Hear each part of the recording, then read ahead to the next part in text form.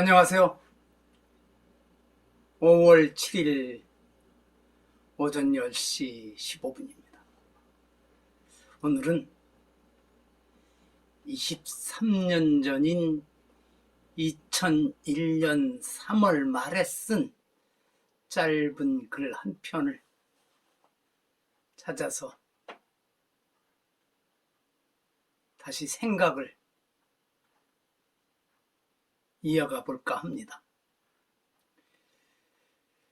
당시 썼던 글 제목은 로마 제국과 아프가니스탄 그리고 우리 마음속의 우상이었습니다. 2001년 3월 20일 아침에 출근 준비를 하면서 TV 뉴스를 바라보고 있던 저는 충격에 휩싸였습니다. 제가 2002년까지는 집에 TV가 있었습니다. 그 뒤로는 TV 없이 살고 있습니다.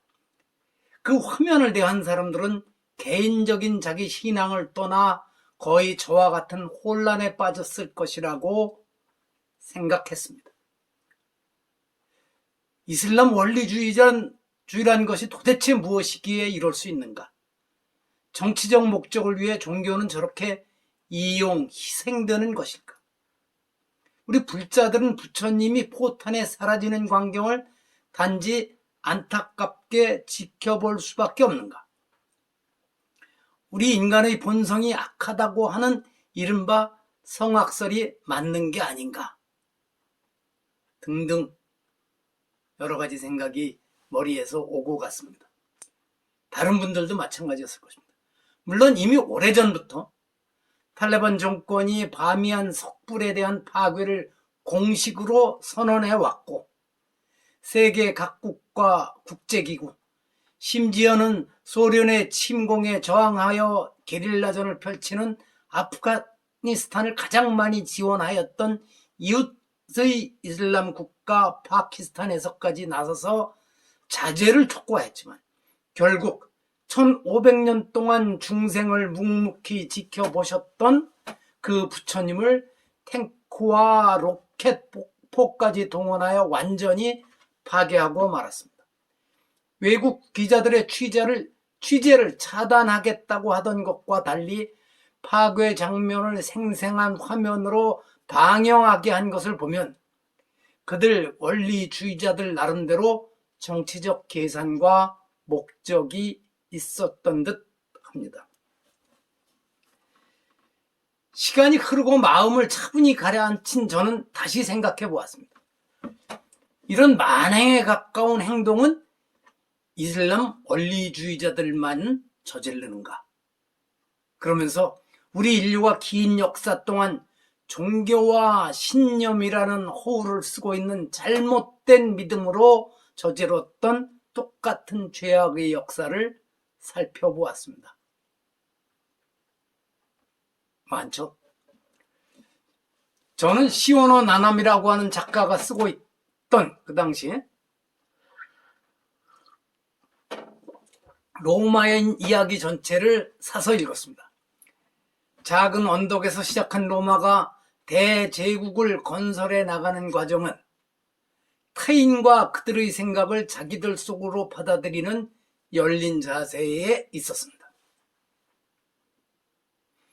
정복지 사람들에게 일정한 절차를 거쳐 로마 시민권을 부여하고 심지어 식민지 출신이 제국의 황제가 되기도 하며 정복지에서 신봉하는 신까지도 포용하여 자기들이 믿어온 신들과 함께 신전에 모시는 열린 마음이 있었기 때문에 대제국 건설이 가능했던 것이지 흔히 이야기하는 로마의 법체계와 로마군의 뛰어난 전술 전략만으로는 도저히 불가능하였다는 것입니다.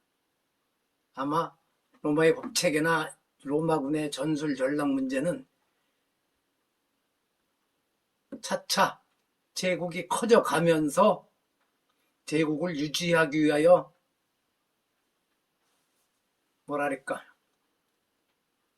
만들어졌을 것입니다.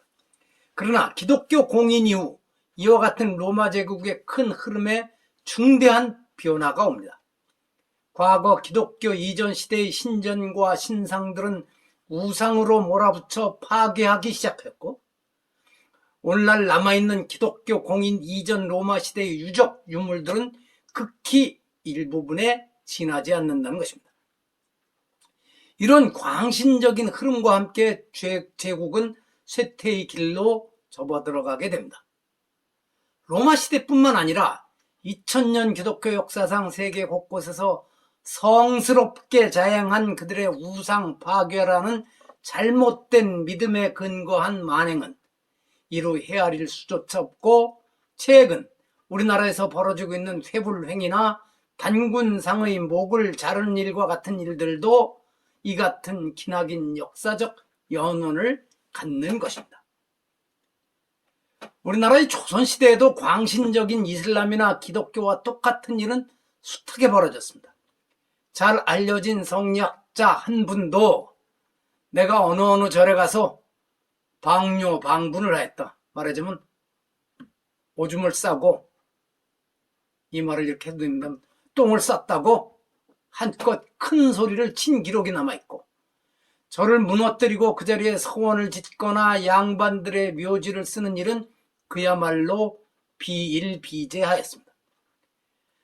조선 왕조도 오직 성리학이라고 하는 단일 이데올로기만을 강요하고, 심지어 같은 유학 내의 또 다른 해석이나 흐름을 이른바 사문난적으로 몰아붙여댄 경직성이 자유로운 사유를 불가능하게 하여 역사의 발전을 가로막고 결국 일본의 식민 지배까지 맞이하게 하는 주요 원인 가운데 하나가 되었다고 하여도 그리 틀리지 않을 것입니다. 불자인 제가 바미안대불의 파괴와 같은 만행을 바라보던 안타까움은 말과 글로 다 드러내기 어려울 것입니다. 마지막 남은 희망은 혹시라도 아프가니스탄의 여러 박물관에 보존되어 있는 간다라 미술을 대표하는 6,000분이 넘는다고 하는 부처님만이라도 더 이상 범난을 당하는 일만은 면하였으면 하는 간절한 마음뿐입니다. 근데 그것도 나중에 또 파괴되죠. 로켓 포격으로 무너져 내리는 바미안의 부처님을 대하며 불제자로서의 참담함과 함께 재행무상이라는 부처님의 근본 가르침에 대하여, 그리고 우리나라 불교계에서 경쟁적으로 벌이고 있는 세계 최대, 동양 최대 불상, 조성, 불사 등에 대하여도 깊이 생각해 보았습니다. 부처님의 가르침을 바르게 배워 더 많은 이들에게 전하고 그들이 부처님 가신 길을 따라 올바른 삶을 살아가도록 도와주는 일이 오늘 우리 불교도들에게 진정으로 필요한 불사임을 다시 한번 확인하는 계기가 되었습니다. 1500년 전에 파키스탄, 아프가니스탄이나 인도네시아 등지의 불교 지도자들이 거대한 불상과 거대 사원을 세운 일보다 부처님의 가르침을 올바르게 전하는 일에 더 큰 노력을 기울였다면 이슬람 세력의 진출에도 불교도가 완전히 사라지는 일이나 오늘 벌어지고 있는 참담한 회불 사건은 없지 않았을까요? 이 글을 쓰고 한참 뒤에 제가 확인하게 됩니다만 인도네시아에서는 많게는 3%에 가까운 인구가 불교 신자인 것으로 밝혀지고 있습니다. 그쪽에 우리나라로 하면 대학생 불교연합회 활동도 아주 정열적입니다. 그리고 우리가 진정으로 깨뜨려야 할 우상은 당산나무, 장승, 단군상, 예수상이나 부처님 상이 아니라 우리 안에 깃들어 있는 다른 사람과 집단의 생각과 이념을 이해, 인정하기 싫어하는 마음, 그 배타적인 마음이 우리가 꼭 깨뜨려 버려야 할 우상일지도 모릅니다. 일지도 모르는 것이 아니라 그럴 것이라고 확신합니다. 23년 전에 쓴 글을 꺼내서 다시 이야기를 해보았습니다. 여기서 마칩니다. 들어주셔서 감사합니다.